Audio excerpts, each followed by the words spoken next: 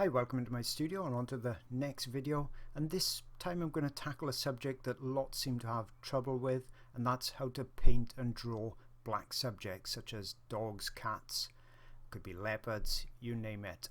So what I'm going to do on the first video, this tips video, I'm going to actually show you a process where we can use a free image editor to find those colors that are not all black. That's the first thing we need to actually work out and discover. So I'm using free pixel editor for that. And on the second video I'm actually going to be doing some pastel drawing to show you how I would do various sections then of a black dog for you all to see how I tackle it. So let's take a closer look. So I'm using this free reference photo of a black, what's generally a black dog, but as you can see looking at it, there's very few areas that are actually very dark, deep black. Now that's where the confusion starts, because our mind, our eyes are telling us this is generally a black dog, so we sometimes go and reach for the black paint or the black pastel pencils or colored pencils, but that's not the way to actually tackle it, because there's lots of various colors on there. So let's look at how we can easily work out and see exactly what these non-black colors are. Okay, so in this video I'm going to show you just a simple way to use a free image editor, Pixlr, to actually find the tricky colors on black subjects like black dogs. So I've gone into Pixlr and then I just click open Pixlr editor. That'll bring up a new window, and all I want to do then is open image from computer. Okay, so I've opened up an image, and what I want to do now, because I'm going to be dragging some of these colors out, I'm going to select them and drag them. I want a white border around there. So if we just go image, canvas size, and I'm selecting the center point because I want it to be an equal border around, and this image is about 2000 pixels wide by 1500 just over high. So I'm going to select something about 300. So if I change that 1 to a 4, change a 6 to a 9, click OK, I've got a nice little white border.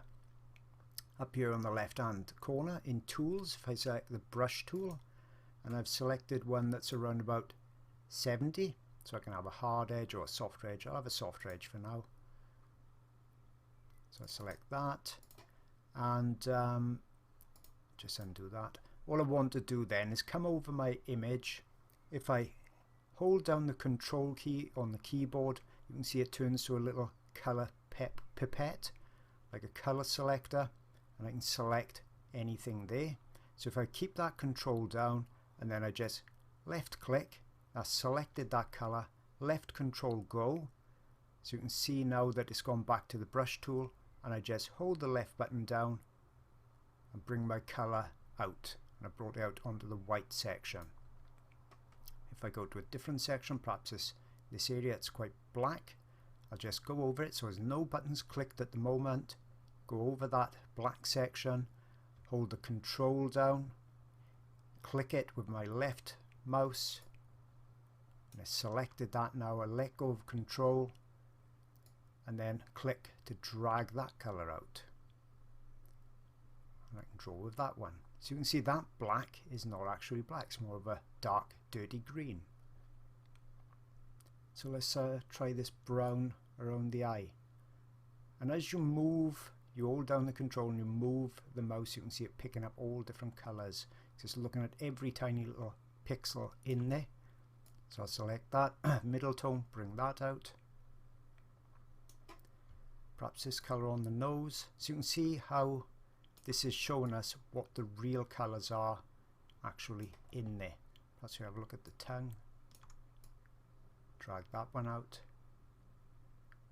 And because we've got a white background, it's showing up quite nicely against it. And I can just continue now, just picking these. Perhaps I wonder about this browny color down here. And I can continue just drawing those out, and I can do that as many times as I want or as I need. So here's the final image. I've dragged loads and loads of colors out, and as I said, you can do as many as you want. And what I've done as well, I put a black border around it. so you can actually see the what's pitch black, what's pure black against all these more muted blacks, greys.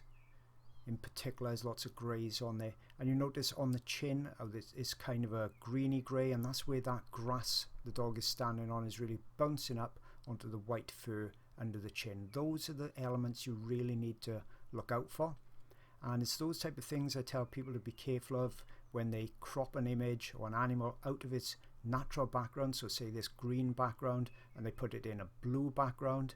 If you don't adjust for this bounce light, the greens, the greys, it'll always look unnatural. You can see as well on there I put some dots. I put a pure white dot and a pure black dot. It's just yet another way of actually seeing how different the colors are from those pure whites and pure blacks.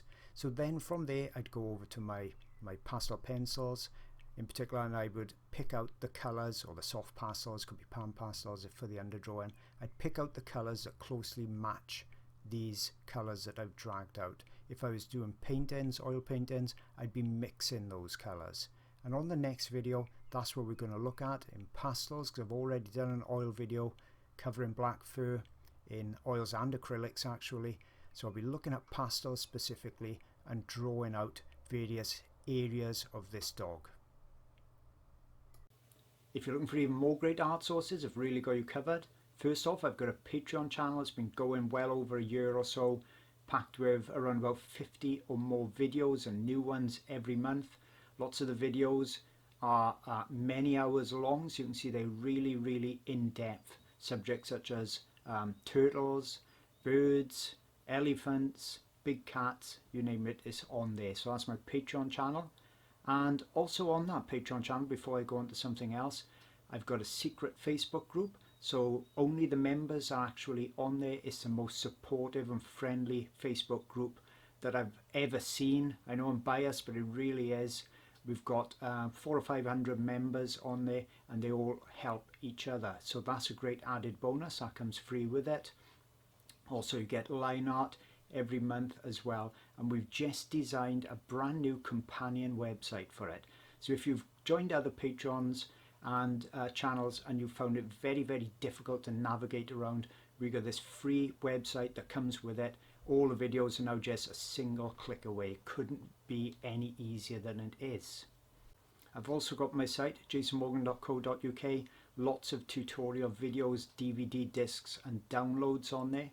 And if you're struggling for reference photos for your art projects, I've got some of those too. I've got 900 plus on my website, wildlifeart-online.com, and they will be copyright free for you, so you can paint and draw from them and sell your work with no copyright worries whatsoever. So hope you like those extra resources, and I'll see you all again real soon.